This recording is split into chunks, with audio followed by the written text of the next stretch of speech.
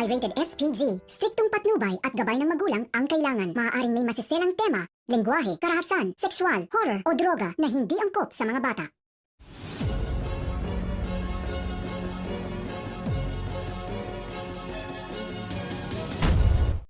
Hindi nga papayag itong si Kiara at Angel na maisahan nga sila ng kanilang mga kaaway. Kaya naman dito sa kanilang paglalakad ay nakita nila si Lorraine at Fonz na tila abala ito at may katawag. Kaya naman agad nila itong pinakinggan sa di kalayuan. Dito nila narinig na may balak pala talaga si Lorraine at Fonz na puntahan at tawagan si Mr. Guerrero. Sa pagkakataong ito ay hindi na nga nila hinayaan pa na magkausap itong si Lorraine, Fonz at Mr. Guerrero dahil sa mga oras na iyon ay dito na nga inundayan ng saksak nitong si Kiara, si Mr. Guerrero.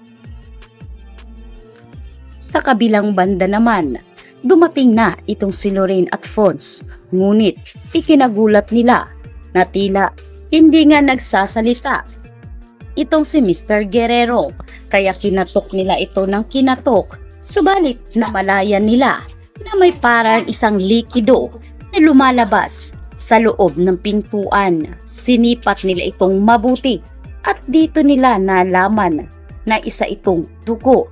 Kaya naman dali-dali nga nilang tinulungan itong si Mr. Guerrero at tumawag na nga sila ng ambulansya para ito'y madugtungan pa ng buhay at para na rin malaman kung sino nga ba talaga ang may gawa nito kay Mr. Guerrero. Subalit bago pa man tuluyang nawalan ng hininga ito si Mr. Guerrero ay nabanggit niya ang pangalan na Kiara. Kaya agad nga ngayong naisip nitong si Lorraine at Fonz na marahil ay may kinalaman si Kiara sa nangyari kay Mr. Guerrero. Maya-maya pa ay tumawag na nga itong si Lorraine kay Vanessa para ipaalam dito ang nangyari kay Mr. Guerrero. Hindi na umano nila ito nagawang kausapin pa sapagkat naghihingalo na nga ito ng datna nila sa kanyang sariling tahanan.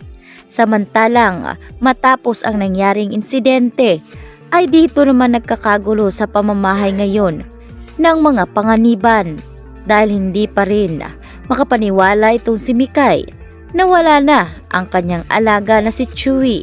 Kaya naman hindi maganda para kay Madam Sylvia ang mga pangyayaring ito.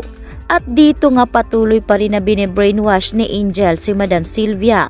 Kaya sa pagkakataong ito ay dito na nga pinaunlakan nitong si Angel ang mga pahayag nitong si Madam Sylvia. At dito naman siniraan ni Angel itong si Vanessa. Kaya nakapagdesisyon tuloy itong sa Madam Sylvia na tumawag na sa health facilities. Upang dito ay inuutusan niya na kinakailangan na umanong kunin itong si Vanessa sa kanyang pamamahay. Hindi na umano ligtas ang kanyang mga mahal sa buhay at ayaw niyang may mangyari pang masama bago siya kumilos.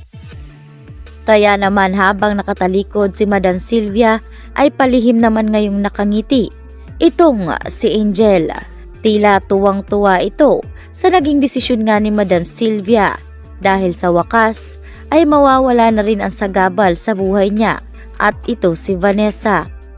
Kinabukasan ay dito lang nakinggulat ngayon ng mga kasamahan at kasambahay dahil patakbo ngang pumunta itong si Lex sa kanyang ina na si Sylvia. Takot na takot. Samantalang bigla namang sumunod itong si Yaya Veron. Si Yaya Veron na mismo ang nagsabi dito kay Madam Sylvia na may mga pulis umano sa labas at hinahanap itong si Angel. Kaya naman laking pagtataka ngayon ni Madam Sylvia kung bakit hinahanap si Angel.